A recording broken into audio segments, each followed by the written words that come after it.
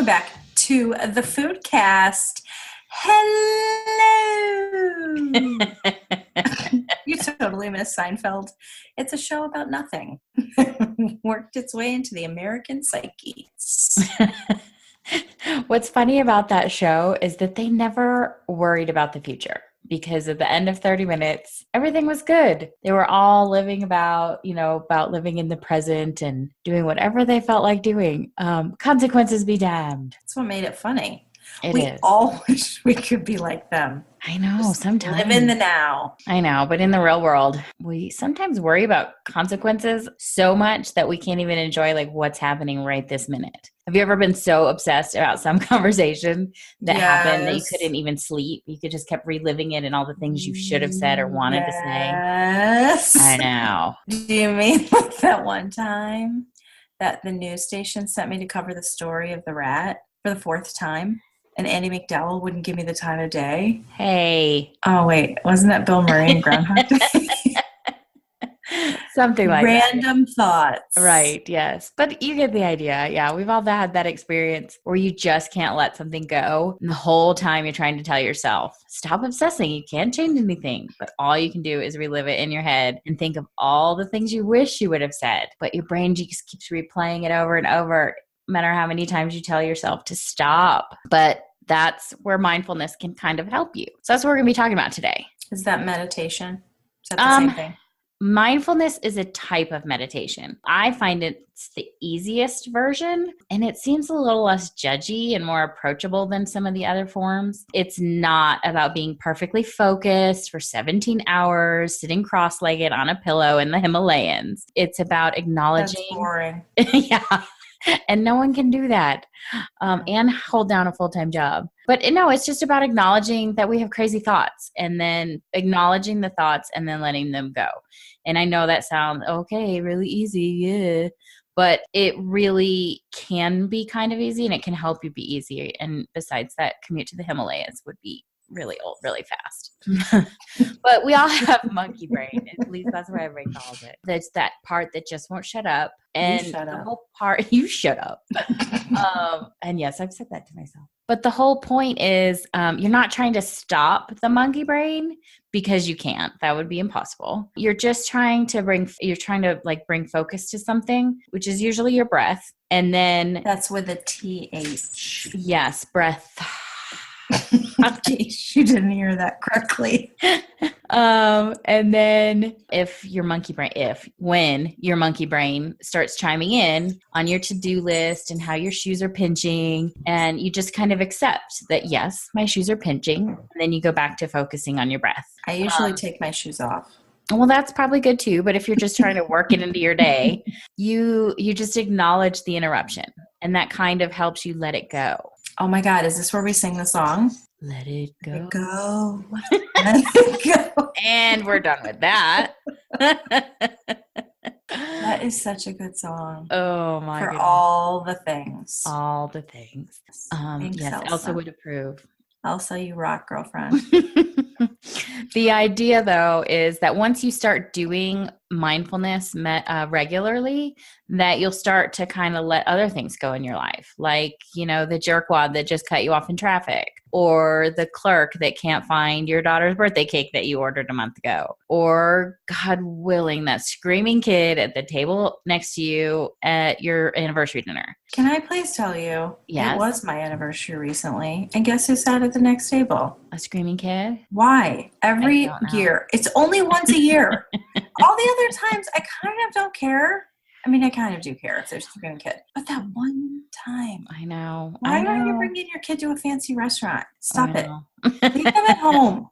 My children will babysit. Just call them. Right. They're available. Apparently they have more money than they know what to do with. So let's blow $40 on a little kid.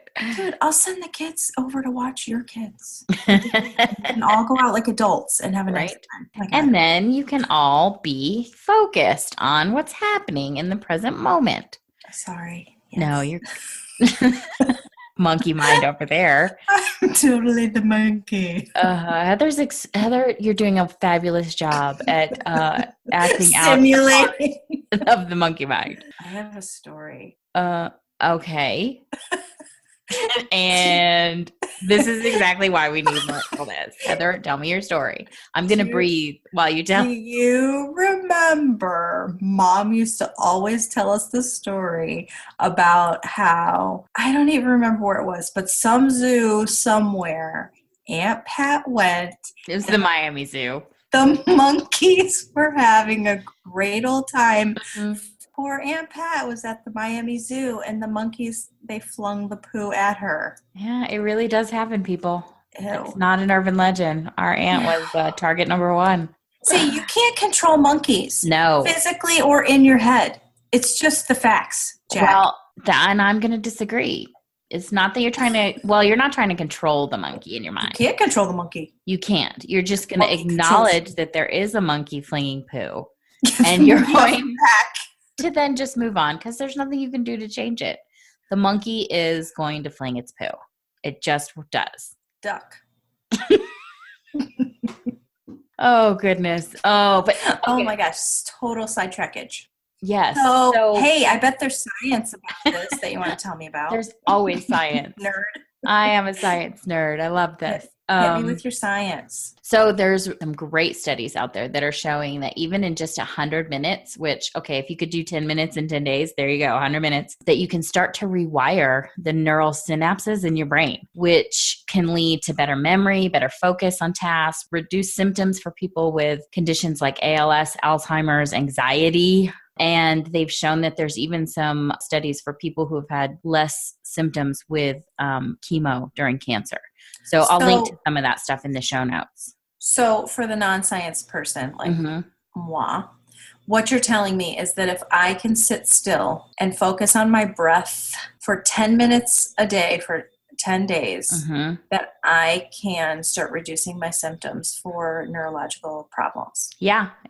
That's what the science is showing. And it's not even that you can sit still. It's that if you notice you're starting to get fidgety or that your to-do list is coming into your head, that you say, oh, hey, I'm not focusing on my breath. I'm thinking about my to-do list. Okay.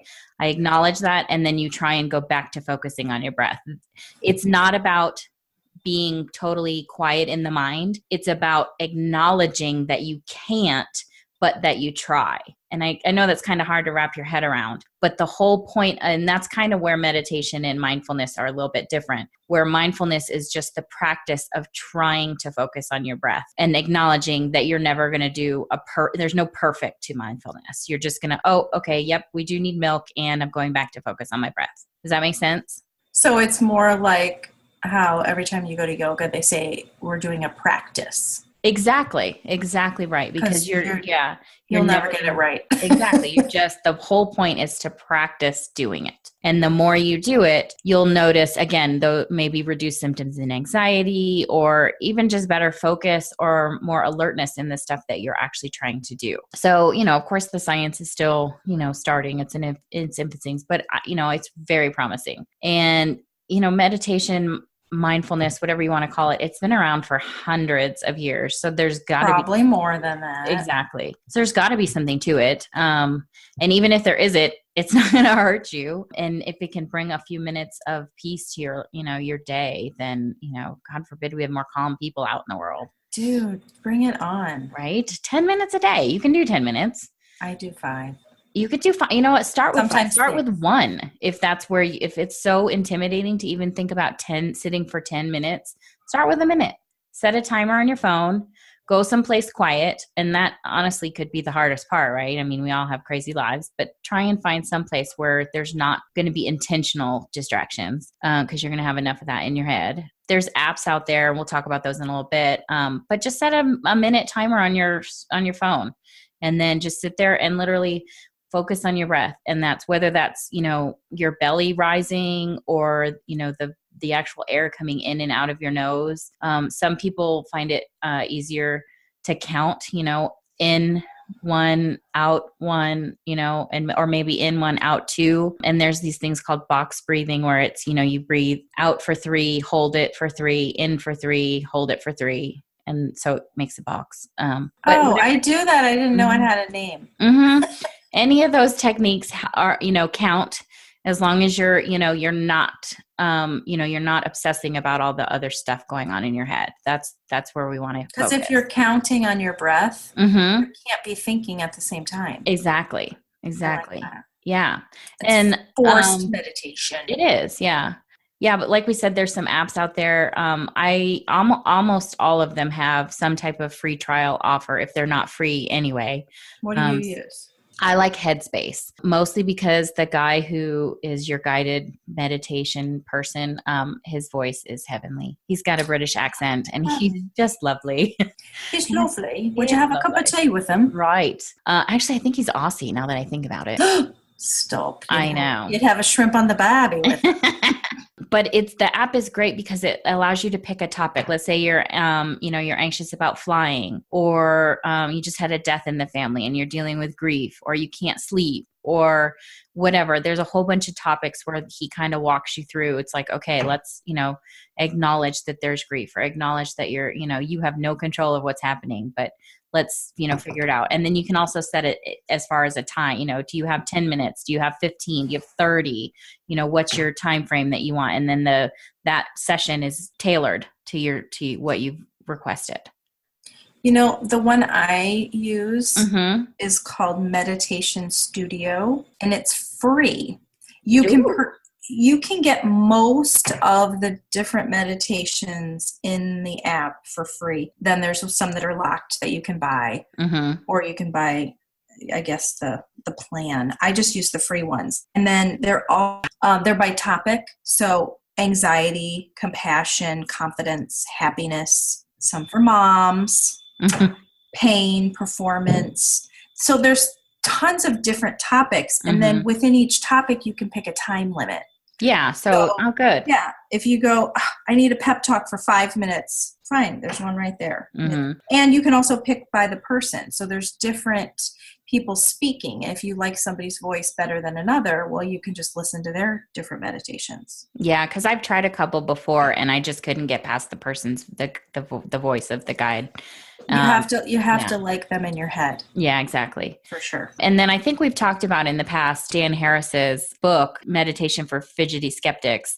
Oh yeah. Cause I love the name of that. Yeah. But he also has an app. It's called 10% Happier. And there's a free trial and there's a bunch of free stuff in there as well. And then there's, of course, the paid part too for, different topics that you want to pick. So those are just a few, but it doesn't have to be scary. So it doesn't have to be like sitting on the big poofy pillow with the gong. Exactly. Not intimidating at all. You can sit on have to shave your head and you can't talk for 2 days. No, not at all. I might be getting a whole bunch of things mixed together here. Yeah. You can sit in a chair in whatever you're wearing if that's what you want. But not pinchy shoes. Well, no, but if you only have a minute and it's going to take you 2 minutes to take off your shoes, then oh yeah, go for it with your pinchy shoes. But then later that day, get rid of those shoes and seriously ditch the shoes. We did a blog post on comfy shoes, so go check that out. Good call. Walk this way. I think that was what we opened it with. I think so. Walk this way. Anyway, so ladies and gents, ditch and switch this week. Let's make this fun. Let's ditch 10 minutes of TV or social media or just mishmashy Candy Crush or whatever you like to do for dumb things to chill your brain out. Replace it with 10 minutes of mindfulness, and then we can all start rewiring our brain. Does it make us a brain doctor? No, this does not make us doctors of any kind. I want letters.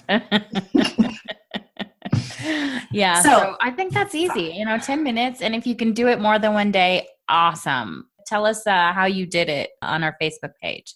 Seriously, start with 5 if you need to. Yeah. Or even 1. Because 10 minutes makes me stressed out thinking, oh my gosh, that's 10 minutes. That could be so long.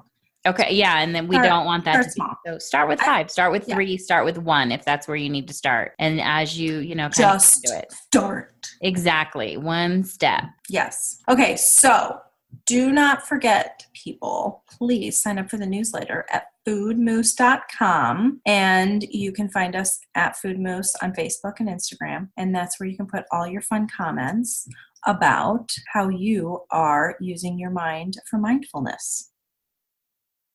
Oh, yes. And we would love if you subscribe. I'm sorry. My monkey mind is like out of control. You need a few minutes. Seriously. If you do like our podcast, please let everyone else know about it. So write a review. Apple Podcasts, Google Play, Stitcher, anywhere you find the podcasting. So from both of us, go forth and be real. Moose out.